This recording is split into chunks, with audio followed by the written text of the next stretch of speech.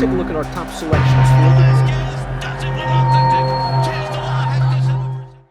Hi everybody, Mike Beer here. We have Grade 1 action on the turf at Saratoga on the opening Saturday of the meet. The Grade 1 Diana is the feature race this Saturday, race number 10 at Saratoga. Let's take a look at this field. Fillies and mares on the turf, $500,000 on the line for this Grade 1.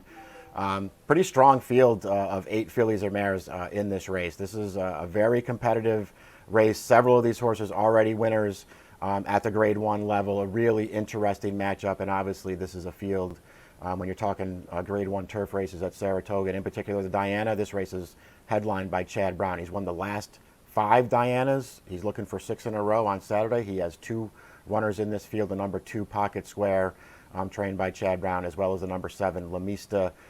These 2 horses are both major players in this race, although Pocket Square is going to probably has a little bit more to prove.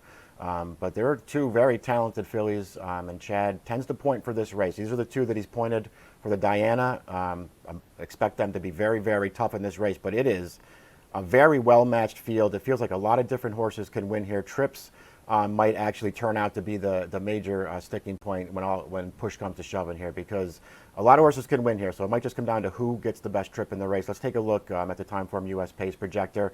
They're not giving an advantage to either front runners or closers in here.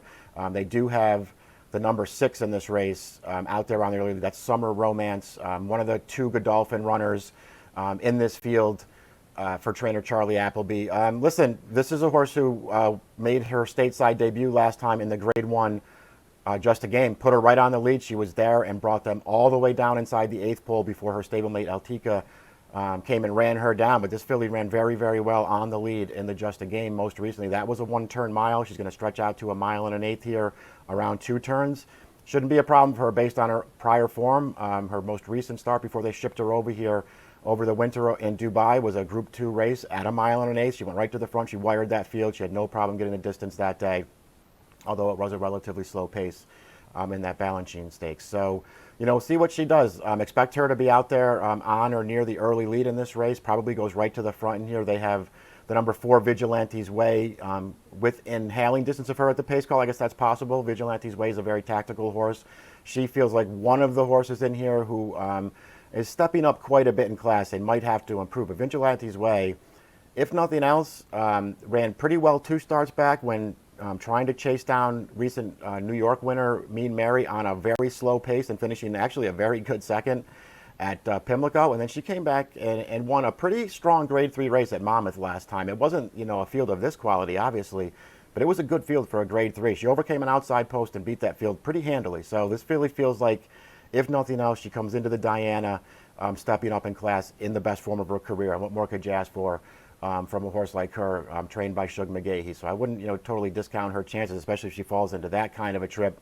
I guess we'll see. To me, the big question as far as the pace projector is concerned is where the number 5 Harvey's Little Goyle winds up. This is a very tactical horse. Pace projector has her a little bit further back than I thought that she might be in 4th at the pace call.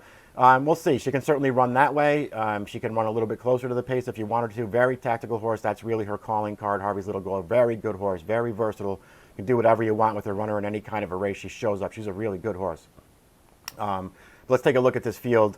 Maybe we'll just run them down really quickly in post position order. The number 1 La Signari, very consistent. This is going to be her 3rd Grade 1 attempt in a row. She's hit the board in both the Jenny Wiley and the Gamely in her last 2 starts. They ship her around a lot. She always shows up and runs. She does have a tactical running style, and she has a great post on the inside.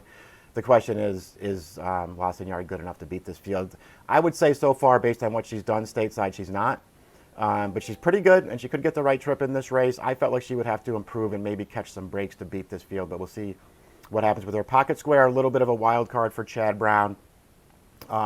A Group 3 winner as a 2-year-old over in England. She only made 1 start as a 3-year-old last year and did not run well. So a very long layoff when she turned up stateside to run an allowance race at Keeneland back in April. Really impressive winning that allowance race, 92 Beyer speed figure. But just, always traveled in that race. They took her clear in the stretch. She ran those horses right over with a good finish. So she looked, it was an impressive win. It looked like a filly who maybe had stakes and graded stakes in her future for Chad. She turned up in the Just a Game last time. She wound up going favored in there somehow. And at the end of the day, she just didn't run that well. I didn't see necessarily the excuse she had in that race. They rated her off the pace from the start, which seems like her running style. She did get fanned wide to the stretch trying to make a run, but she just never really reached the leader. She did not produce a strong kick in that race and was no threat at the end, finishing fifth. I thought overall it was a little disappointing. Whether you thought she should have been the favorite or not, now she's going to get another rider, her third new rider over here as Johnny Velasquez takes over and she stretches out to 9 furlongs. Listen, maybe she'll rebound. I don't think it'll be the most surprising thing in the world if she rebounds and beats this field.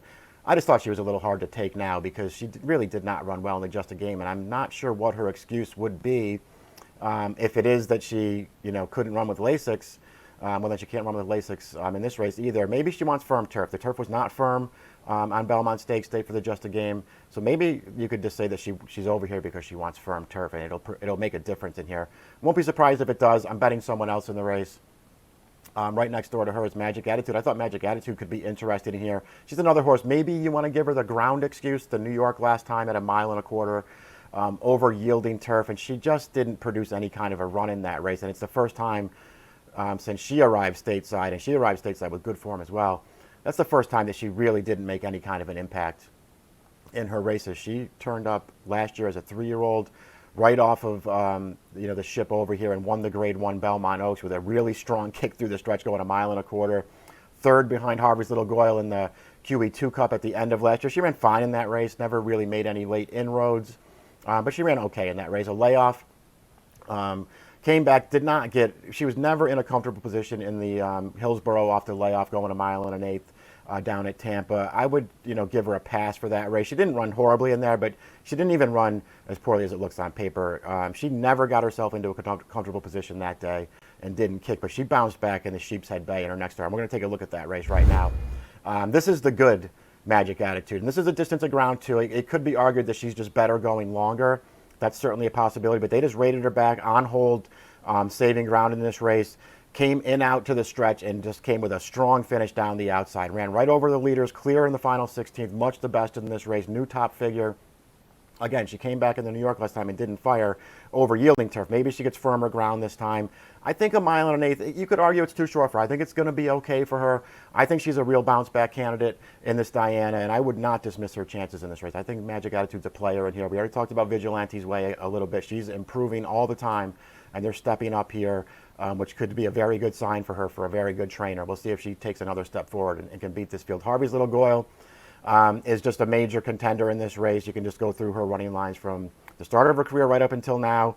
You're not going to find very many bad performances. It doesn't matter if it's turf or dirt. It doesn't matter what the distances are. She shows up and she runs every single time. Became a Grade 1 winner over this distance last year as a 3-year-old when she beat Magic Attitude in the QE2 Cup. I personally feel like when I look at this, and obviously she did run great at the Breeders' Cup last year too. I mean, I look at Harvey's Little Goyle and I think shorter distances are better for her. I really like her cutting back to 1.125 miles for this. They ran her the 1.25 miles in the New York last time, and she ran fine, up close to Mean Mary on the lead, chased that horse, could not reach her in the stretch. Got a little bit tired and outfinished at the end. She didn't run poorly. But I really don't think she wants 1.25 miles. She just failed in the Dueling Ground Oaks last year as a 3-year-old when they went 1 mile and 5/16. She ran a very good race that day, and it feels like perhaps the distance got her beat at the end. I really like her cutting back. She's a very tactical horse. This is her distance. These shorter distances, I think, are for her. Let's go back. The last time that they ran her 1 mile and a 16th. Anyway, this is off the layoff in the Grade 3 Bogey. And this is what you get from Harvey's Little Goyle. A very good trip in this race. The pace was not fast. Junior Everado put her right up outside of a long shot on the lead. Tracked that horse all the way.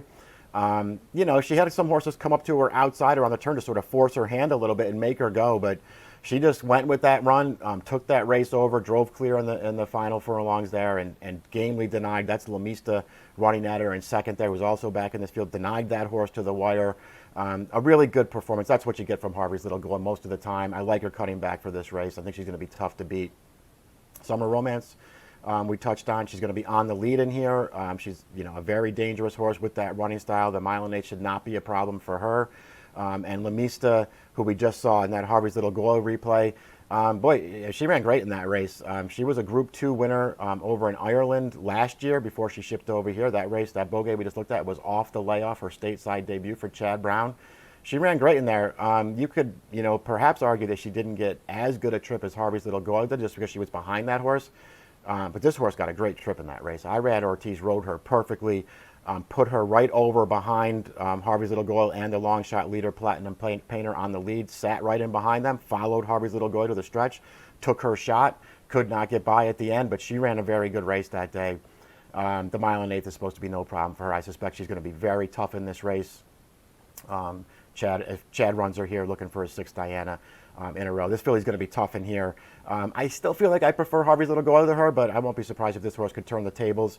Altica completes the field on the outside. This is the second Godolphin horse trained by Charlie Appleby. Let's look at the Just a Game right now, because this is, her and Summer Romance have a little bit of a battle going, the stablemates. It's 3 races in a row now that they squared off against each other.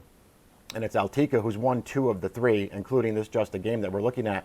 Really, a trip that really worked out for her. Obviously, Summer Romance went a decent pace on the lead, but wasn't under any pressure up there, and she was clear mid-stretch. You can see Altica had to sort of go to the inside. She had room down there, a really good finish. You can see that nobody else is really making up any ground. Only Altica made up ground in this race.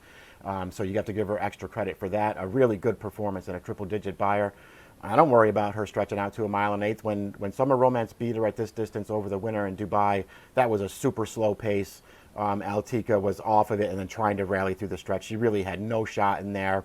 And again, she beat Summer Romance 1 start prior to that going the mile at Meydan. So it feels like maybe she's the better of the 2, but it's probably pretty close. I thought they both ran well in the Just a Game. Altica's probably going to sit back and try to make one run again in this spot from the outside post as Franco takes over the mount from Mike Smith, who didn't ship in. She's another contender here, a very, very good running of the Diana. I thought there were a lot of different ways to go, but I'm going to stick with Harvey's Little Goyle. I like her cutting back for this race. I think this is what she wants to do. I think the shorter distance is really good for her. I put her over Magic Attitude. I'm going to hope Magic Attitude is going to be okay cutting back to 9 furlongs, that she's going to rebound off of a disappointing performance last time where maybe the ground got in her way a little bit, but you can go a lot of different ways in here, and you might be best served by waiting to see who the best price was, because there are several different horses who can win. Great running of the Grade 1 Diana. It's race number 10 at Saratoga on Saturday, approximate post time 6:16 Eastern Time. Good luck.